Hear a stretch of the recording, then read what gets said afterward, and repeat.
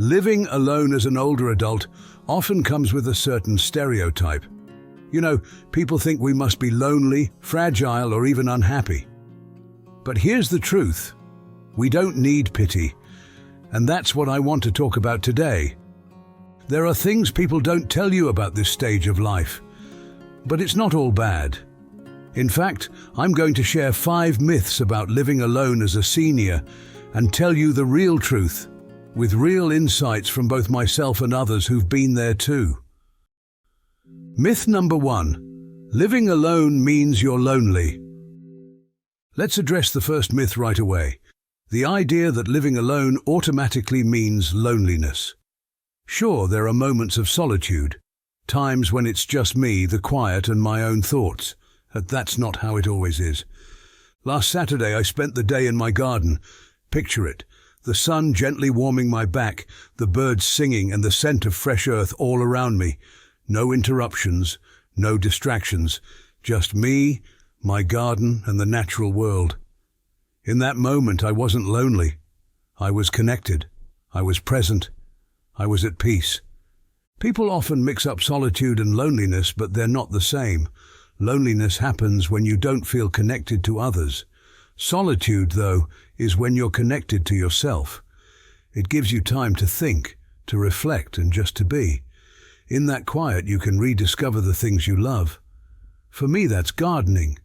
For you, maybe it's reading or painting or just sitting in the quiet with a cup of coffee. Hilda, 76, put it perfectly when she said, I used to think I needed someone there to share these moments with. But the truth is, I don't need constant conversation. I don't need someone watching over my shoulder. What I do need is the quiet. What I do need is the time to breathe. What I do need is the freedom to reconnect with myself. But let's be honest for a moment. Even those of us who enjoy our own company have days when the silence feels a little too quiet. Friends move away, retire, or pass on, and meeting new people isn't as easy as it used to be.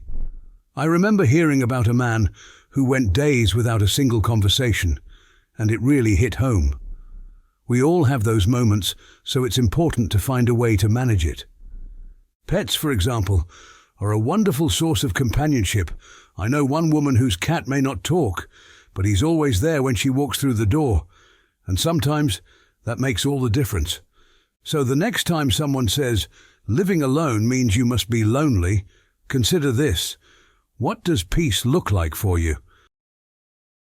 How would it feel to enjoy your own space, your own time, and the things that make you happy? Myth number 2. It's too dangerous to live alone as a senior. Let's tackle this myth head on. The belief that living alone as a senior is unsafe. While safety is a valid concern, it's not the whole story. Many of us live comfortably and safely on our own, and it doesn't have to be a frightening experience. Take a moment to think about it. With the right precautions, living alone can be just as safe as sharing a home with others. For example, I've installed safety features in my home, like grab bars in the bathroom and good lighting in the hallways. It's all about being prepared. When you live alone, you quickly learn that you have to be your own emergency backup. There's no one around to notice if something goes wrong. I've heard stories of people falling and not being found for hours, or worse, days. It's a real concern, but it's one that you can plan for. I also keep my phone handy, in case of emergencies. And yes, I even take it to the shower with me. Knowing I'm able to get assistance if needed gives me more confidence to get on with things I'd usually overthink about. I know a woman who put an emergency lockbox outside her door so that trusted friends or family could access her home if needed. It's these small, thoughtful actions that give us peace of mind and the confidence to live independently. Here's another idea that brings more than one kind of benefit. Staying connected through community activities can offer a different kind of security. Joining local clubs, exercise classes, or simply keeping in touch with neighbors helps create a support network. When we're part of a community, we know we're not really alone. Peter, 75, put it simply, Living alone doesn't scare me. I just stay prepared. I keep my phone with me, even in the shower, and I put a lockbox outside with a spare key for my family. That way, I know I'm safe, and I can enjoy living on my own. So the next time someone suggests that living alone is too dangerous, remember this: how can you enhance your safety while enjoying the independence that comes with living on your own? Myth number 3. You can't keep up with household maintenance. Let's talk about something people often overlook: home maintenance. When you're younger, it's just part of the routine: cleaning gutters, mowing the lawn, vacuuming. But as you get older, those tasks can start to feel overwhelming. I've felt that way too. There comes a point when your beloved home can start to feel like it's too much to handle on your own. But we're more resourceful than people think. Last week, I needed to fix a leaky faucet. It could have been a hassle, but instead of stressing, I looked up a tutorial and did it myself. With a little patience and effort, I got it done, and it felt great knowing I could still take care of my home. It's not about doing everything alone. It's about knowing what you can handle and asking for help when you need it. There's no shame in hiring a handyman or getting a little assistance here and there. People often assume that age means helplessness, but the truth is, independence is about adapting. Maybe for you, it's reorganizing your space to make it easier, or hiring someone to handle the heavy lifting. For me, it's learning how to do small repairs. It's all about finding the right balance. I've even considered downsizing. A smaller space means less maintenance and more time for the things that really matter. As my friend Marlene, 75, said, At first I thought I had to do it all myself, but I realised I could ask for help when I needed it. I don't have to do every little thing. I don't have to prove I can handle it all. What I need is to enjoy my home without feeling overwhelmed. So when you hear someone say that living alone means you can't keep up with your home, remember this: how can you make your space work for you? What steps can you take to enjoy your home without the stress? Myth number 4. Living alone means you'll become a hermit. Let's set the record straight. Living alone does not mean you'll become a hermit. In fact, many seniors find that living on their own opens up new opportunities for social connections. You're in charge of your own schedule, which means you can choose when and how to engage with the world around you. Take a moment to think about your social life. Perhaps it's a chance to reconnect with old friends or try out that new hobby that could lead to meeting others. Last week, I joined a painting class at my community centre. I loved the friendship and camaraderie, but I realized that painting isn't really my thing. Next time, I'll try something different. It's all part of the fun of exploring new experiences. Living alone often inspires us to seek out new experiences, whether it's joining a book club, volunteering at a local charity, or simply inviting neighbors over for coffee. And here's the beautiful part: living alone makes you appreciate the time spent with loved ones even more. You become more present in those moments, more intentional about the connections you make.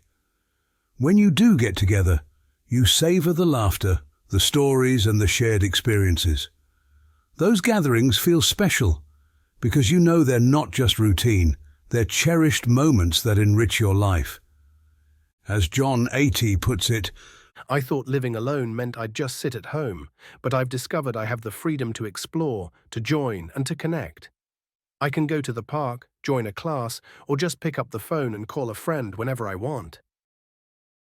So the next time someone suggests that living alone means you'll become isolated, remember this: what new connections could you explore? What activities excite you, and how could they help you create a fulfilling social life? Myth number 5, living alone means you'll neglect your health. Let's clear this up right away. Living alone doesn't mean you'll neglect your health. In fact, many of us find that having our own space allows us to focus on our well-being in ways we never expected. You have the flexibility to create a routine that works for you, whether it's whipping up healthy meals, staying active, or indulging in some well-deserved self-care. Just the other night, I found myself completely engrossed in a documentary and ended up staying up until the early hours. I wasn't groggy, but there was no way I was getting up at the usual time. I enjoyed a lovely lie-in afterward, and when I finally got up, I treated myself to a delicious bowl of homemade tomato soup with grilled cheese. Earlier in the week, I had batch-cooked the soup, ensuring I had several meals out of it with little effort. Little moments like that remind me how much I appreciate the freedom of living alone while still looking after myself. As Samuel, 68, says, Living alone has brought changes I never expected. It's actually made me more mindful about what I eat and how I move. I take the time to do what feels good for me, and that's been a game changer. So the next time someone suggests that living alone means neglecting your health, think about this. What small changes can you make to prioritize your well-being? How could focusing on your health enhance your daily life? So, if you're watching this and you're living alone, or maybe you're thinking about it, I want you to know this. It's not something to fear. There's a strength in this stage of life that we don't always talk about. We're still vibrant, still capable, and still full of life. Living alone doesn't define us, it frees us. And here's something important. Not everyone finds it as easy. If you know someone who's living alone and struggling, reach out.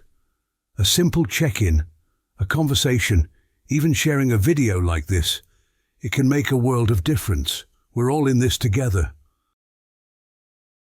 Thanks for joining me today. I'd love to hear your thoughts in the comments. By sharing your own stories, you can inspire others and help create a more supportive community. If you like this video, please give it a thumbs up and subscribe for more. Remember, together, we can turn challenges into triumphs. Let's keep inspiring each other.